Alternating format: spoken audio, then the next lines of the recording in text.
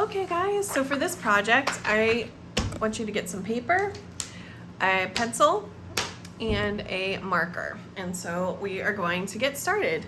First things first is you're going to come up with a phrase. So maybe you have lyrics from a song that you like, or a scripture, or a quote from a book, or maybe even from your own journaling, a quote that you want. Today I'm gonna do some lyrics from Blessed Assurance. I'm gonna write with a marker so you can actually see this better, but I would do this in pencil if I were you.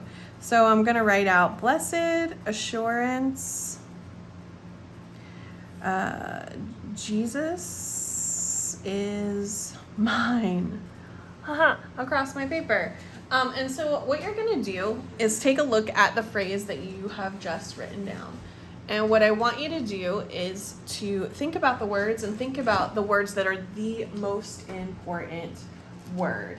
So for me, when I look at this Blessed Assurance, there are several words that stand out to me. And this may be different for you, which is totally fine. And so I want you to circle the most important words in this. So for me, it's gonna be blessed and Jesus. Then the next step is to find out the words that are mildly important to you. Like, I'm not going to underline is, because it's just a word that moves me towards that thing. So I am going to underline the other words that mean something more. And so I'm going to underline assurance and mine. And so now I know I want to make blessed and Jesus the biggest part of my design. And then the next level of importance, assurance and mine, are going to be important for me too. And there's a couple of things that you have to take into account with this, and that is the idea of how can I make this more important. So I can make it more important by its size. I can make it more important by how it's bolded, whether it's all caps or lowercase. And so I can make my decisions based on some of those things.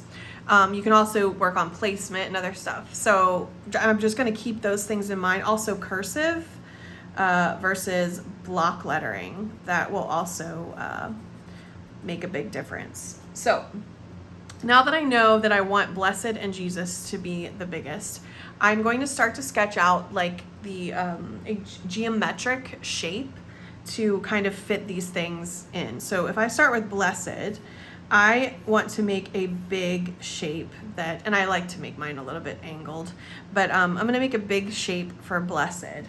Then I know that I have assurance there. And so I actually do have a space here for a smaller word. And so I know blessed's gonna be big, assurance is gonna be a little bit smaller.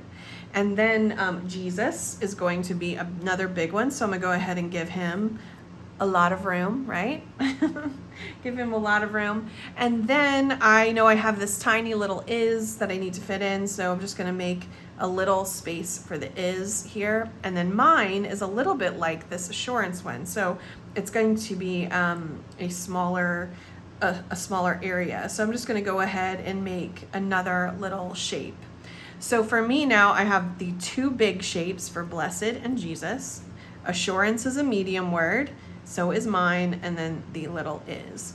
And so what I'll do is, in this case, typically I'm gonna write in this area just to give myself some space. So I know that blessed, I want it to be in block lettering because it's gonna make it huge and important. And so I am going to write in blessed. And one thing you're going to find out sometimes when you're doing this is that you've got to think about where the letters fall in reference to each other. Sometimes when I'm doing a poster, like if I'm doing a poster and I wanted to write the word blessed, I would number the letters. So I have 1, 2, 3, 4, 5, 6, 7. Is that right? 1, 2, 3, 4, 5, 6, 7. I have 7 letters in blessed.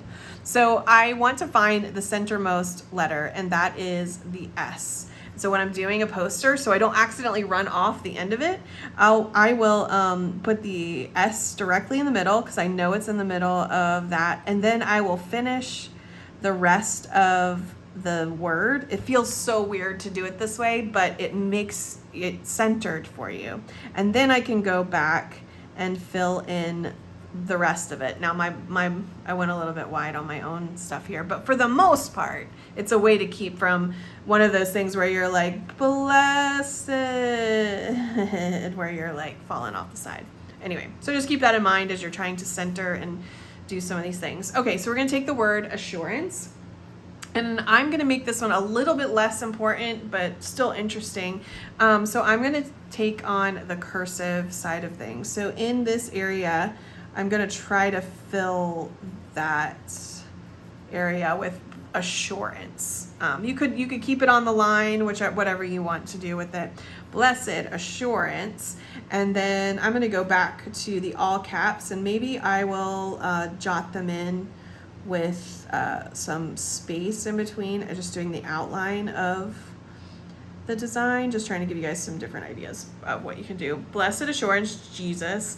Even though this one's small, I still may do block lettering just to fill up that space just a little bit. Blessed assurance, Jesus is mine is the next one. And so I'm gonna go ahead and make this one cursive following that line. So blessed assurance, Jesus is mine. So now I have the shapes of what I'm going to do. I have like the sketch of it. Now I can go into my bigger piece of paper, I'm not going to use this framework that I've got. I'm just going to try to write it out in the way that I have created here. So let's see if we can do that. I'm going to try to stay as close to the center of the page as I can, recognizing that it's this area that's probably closer to the center. So knowing that the assurance part is going to be right there, so I can start with the B right over here. So let's just try it out. We're going to do blessed, and then I'm going to write assurance. I'm not going to do it up like that this time, I decided. I'm just going to do it as if there was a straight line. Blessed assurance, and then I'm going to do Jesus. Again, I would do this much slower and with more intentions.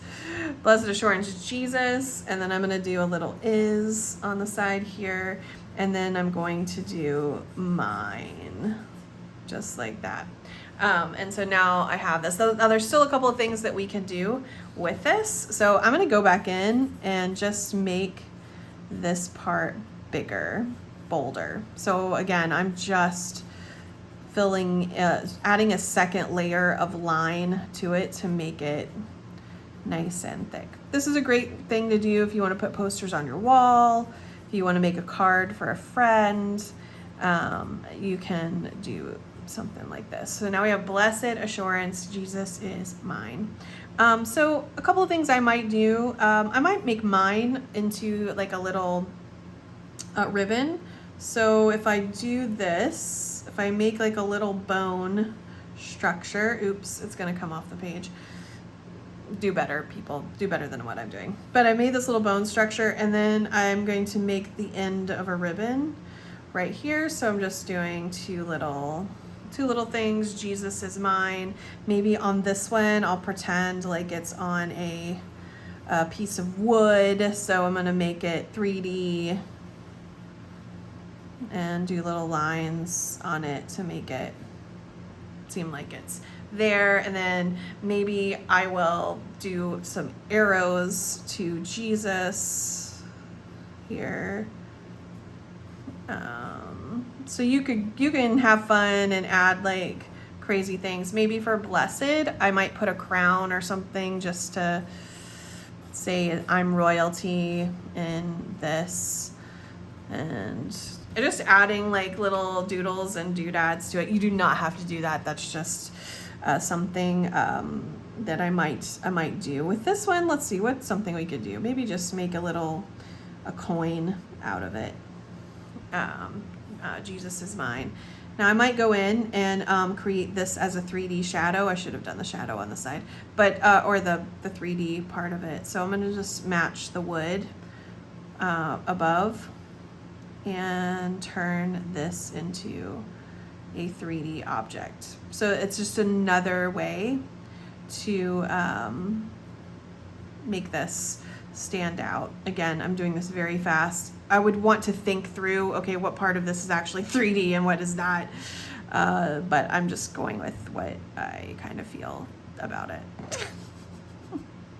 So you could I add little lines to kind of like shadow it. You do not have to add the lines. You could just fill it in black if you wanted to, but I try to follow the shape, if I can, of what that 3D part would look like. Anyway, so this is one way that you can create a quote, or, you know, whatever. And so even when if I was going to frame this or put it in it, you see how it's off center now? I would shift it over when I taped it into a frame to make sure that it was centered. The other thing you can do is take a picture of it and recrop it and post it on your social media. So anyway, that's one way to create hand lettering.